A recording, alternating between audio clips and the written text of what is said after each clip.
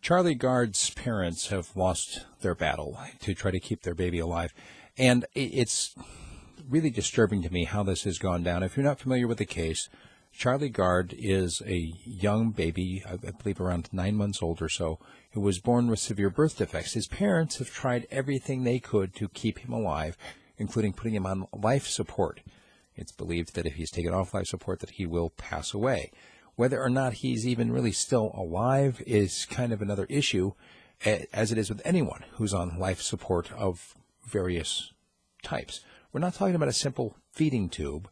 We're talking about machines that are keeping him breathing and keeping him alive. And when they turn off the life support, it's very likely that he will officially die.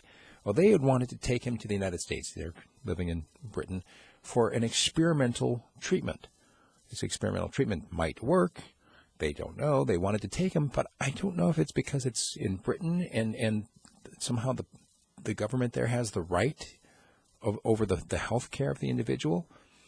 But the hospital said, no, we don't think that treatment's going to work. We want to turn off the machines instead. They took it to court. The magistrate said, Charlie ought to be allowed to die with dignity. He's 9 months old.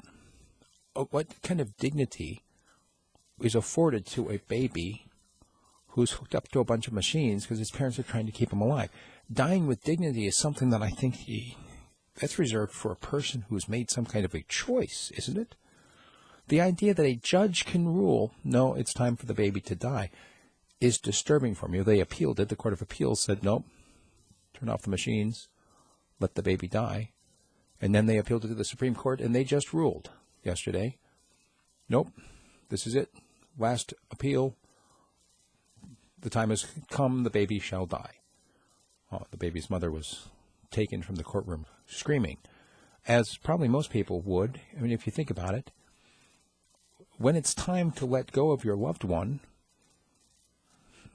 isn't that supposed to be a family decision, not a court decision?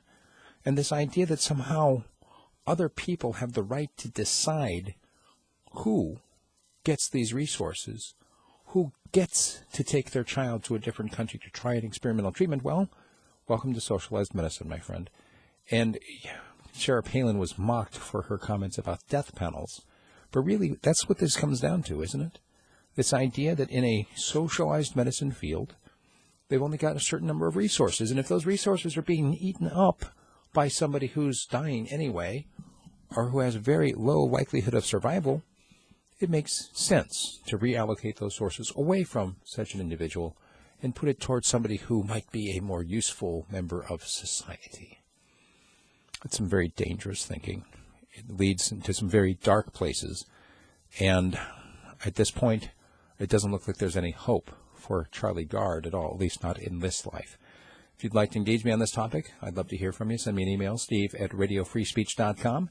If you'd like, I can call you back and we can do a podcast together. Check it out, radiofreespeech.com.